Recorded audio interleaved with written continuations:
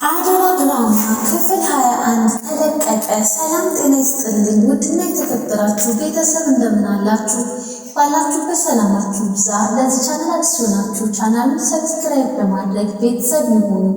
አደራ ድራማ በባለፈው ክፍል እንዳየነውና እንደተመለከትነው በኃይሉ ከሳሚ ጋር በመሆን የሆነውንና የተፈጠረውን ነገር እንግዲህ አስመስሎ በመናገር ሳሚ ወደ ሰላምዬ ስልክ በመደወል አልማዝን እንደገደልሻትና ከወንድምሽ ጋር ራቅ ያለ ቦታ ወስደሽ እንደቀበርሻትና እንደጣልሻት እኔ አውቃለሁ በማለት ለሰላም ስልክ ይደውልላታል። ሰላም ይህን የሰማችውን ነገር መቋቋም አቅቷታል። እንኳን ስልክ ተደውሎባት የውጭ ሰው ሰምቶ ይቅርና በሆኑና በተፈጠረው ነገር በየደቂቃው እያስታወሰች አእምሮ ላይ ተቀርጾ የአልማዝ ነገር ሰላም አነስቷት መቀመጥም ሆነ መተኛትም አቅቷታል ማለት ነው።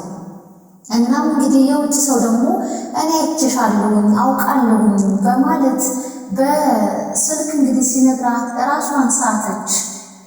ብሌንና ቃልም ነበሩና ብሌን እጅጉን በጣም ደነገጠች። ወይኔትዬ ምንና ነው በማለት እንግዲህ እጇንም በማሻሸት ውሃም ወደ እሷ በመውሰድና ውሃ በመርጨት ብቻ ግን የአቅሟን ሁሉ ማድረግ ችላለች ማለት ነው። ብሌንዬ ቃል ዝም ብላ ትመለከታታለች። ኧረ ቃል እባክሽ አግዢኝ እስኪ ወይ ዳጊንም ጥሉ ስትላት እንደውም ተሳለቀችባት። በስበቡ ዳጊን ለማየት ፈልገሽ ነው የትናንቱ አልበቃሻል እንዴ እያለች ቃል እንግዲህ በብሌንና በዳጊ ግንኙነት እጅጉን በጣም ቀነት ብላ እየተንጨረጨረች ትገኛለች። እናም እንግዲህ ምን አይነት ፍጡርና ምን አይነት ጨካኝ ሰው ነሽ? እንዴት በአሁን እንኳን ለእትዬ እንዴት እንደዚህ ትሆኛለሽ? ኧረ አግዢኝ ብትላትም ልትሰማት አልቻለችም። ብሌን እንደምንም ብላ ውሃ ምታ እንግዲህ ፊቷ ላይ በመርጨትና በውሃ ፊቷን በመደባበስ ሰላምዬ እንድትነቃ አደረገቻት። ሰላምዬም ወደ ራሷ ከተመለሰች በኋላ ቃል ማስመሰሏን ጀምራለች። ማሚዬ እናቴ እያለች እንግዲህ ከእናቷ አጠገብ ተጠግታ ማስመሰል ጀመረች። ብሌን ምን ያክል ነው ግን ይህን ያክል ማስመሰል? እንዴት ነው ይህን ያክል በማስመሰል የተካነችው? እያለች በቃል አስመሳይነትና ጨካኝ እጅጉን በጣም እየተገረመችም ተመልክተናታል ማለት ነው። እናም እንግዲህ ተነሽና ምግብ ስሪላት፣ እንዴት ነው ዝም ብለሽ እናቴን የምትመለከችው? እያለች እንግዲህ ቃል ብሌንን ኃይለ ቃል እየተጠቀመች ታሰቃያታለች ማለት ነው። ብሌንም እሺ በማለት እንግዲህ ምግብ ልትሰራላትም ወደ ኪችን ተጉዛለች። ምግቡንም ሰርታላት እንግዲህ ምግብም እንድትመገብ ስትላት አልበላም አልፈልግም ስትል እኔ እንደዚህ ደክሜ ለአንቺ ብዬ ሰርቼ እንዴት ነው ማትበይትዬ ስትልም እሺ ልጄ በማለት እንግዲህ ምግቡን ለመመገብ ትኩስ ነገርም ለመጠጣት ባለችበት ታይም ድጋሜ ስልክ ይደወልላታል። እንግዲህ በኃይሉ በየሰዓቱ እየደወልክ ልንረብሻት ይገባል ብሎታል።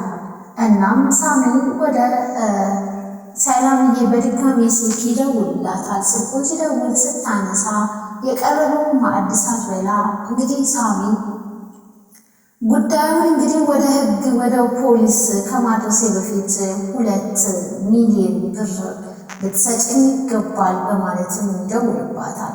ቆይ አንተ ማነህ በማለት እንግዲህ እጅጉን በጣም ሰላምዬ ተደናግጣ ብታናግረውም ስልኩን ዘግቶባታል።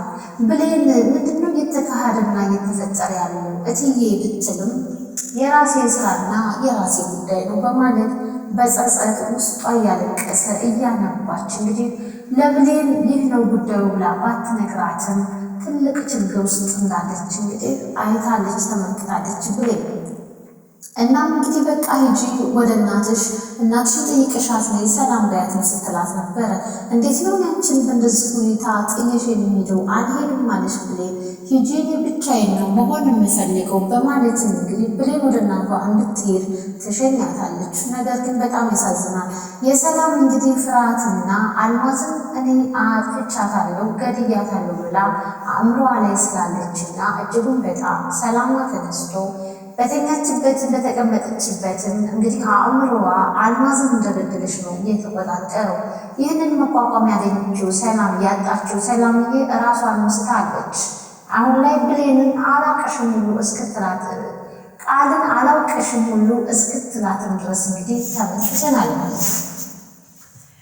ቃል እንግዲህ ወደ በኃይሉ ጋር ትሄድና 2 ሚሊዮን ብር ከሰላም እንደጠየቀ ታስታውሰዋለች። እና ምን ያክል ነው ለእኔ ምን ያክል ፐርሰንት ነው የሚደርሰኝ ስትልም እንደውም እሱ ሳይተመንላት ግማሹ ፐርሰንት ለእኔ ነው የምታስብልኝ በማለት እንግዲህ ነግረዋለች ማለት ነው።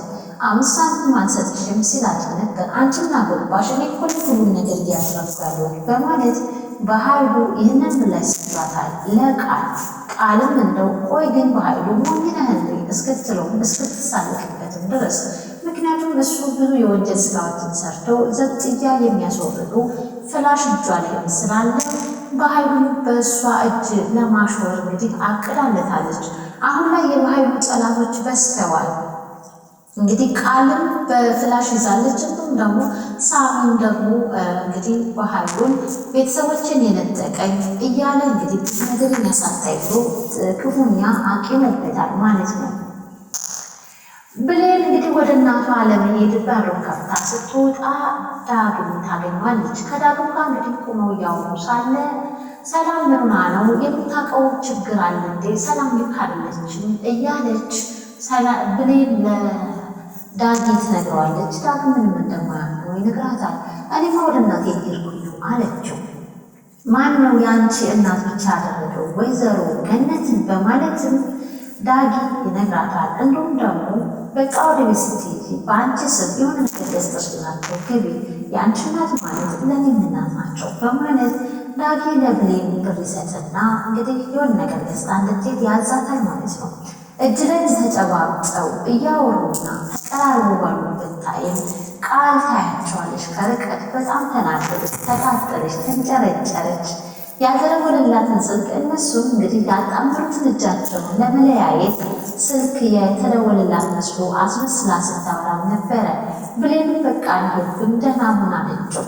ዳግም ወደ እናቷ ሂዳ የሰላምን ጉዳይ ትነግራታለች። ሰላም ልክ አይደለችም፣ ምን እንደሆነችና ምን እንደተፈጠረ አላውቅም፣ ግን ልክ አይደለችም በማለት እንግዲህ ብሌን ለእናቷ ትናገራለች።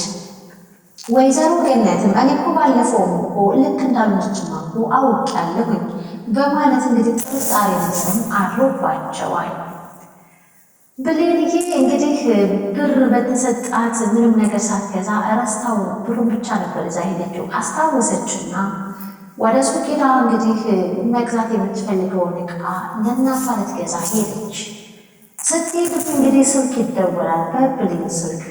ለብሌን እንግዲህ ትክክለኛ ወላጅ እናቷ ሰላም እንደሆነች ሳሚ ደውሎ ለመናገር ነበረ። ነገር ግን ስልኩን ያነሳችው የብሌን እናት ነች፣ ወይዘሮ ገነት። ሆኖም ግን የተባለችውን ሰምታለች። ነገር ግን ማመን አቅቷታል።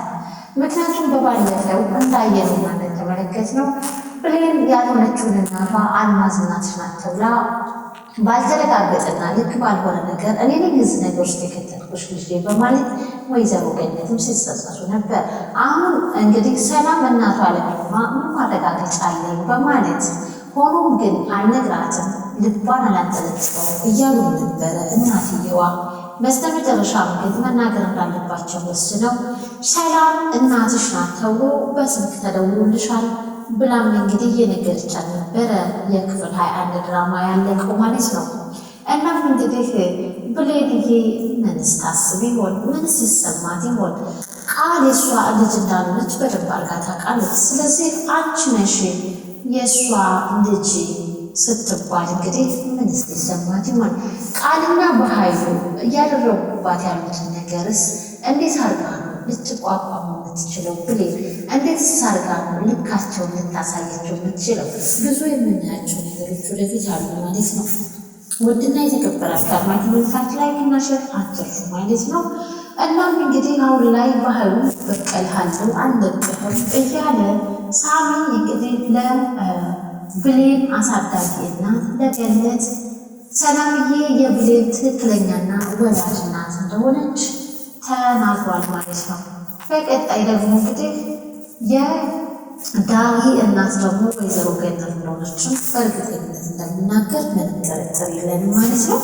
እናም እንግዲህ በሚያሳዝን ሁኔታ ሰላምዬ በስተመጨረሻም እንግዲህ በተደጋጋሚ ስልክ ሲደውልባት እራሷን ስታ አሁን ላይ ራሷን አታውቅም፣ ከራሷ ጋር አይደለችም ማለት ነው።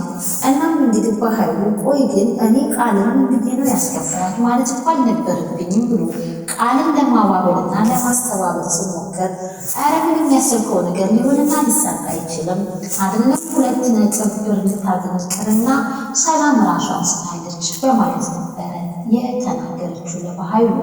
እናም እንግዲህ ብሌንም ከእናቷ ቤት ወደ ቤቷ ወደ ስራ ቦታዋ ለመመለስ እናቷ ጋር ልትሰነባበት ስትል ልጄ አንድ ምንትንሽ ምስጢር አለኝ ብላ እንግዲህ ሰላም እናትሽ ናት ተብሎ ተደውሎልኛል ብላ አበሰረቻት። ድራማው እዚህ ጋር ነው ያበቃው። ቀጣይ ክፍል ምን የሚለውን አብረን የምናይ ይሆናል በቀጣይ። ባይ ባይ ቤተሰብ።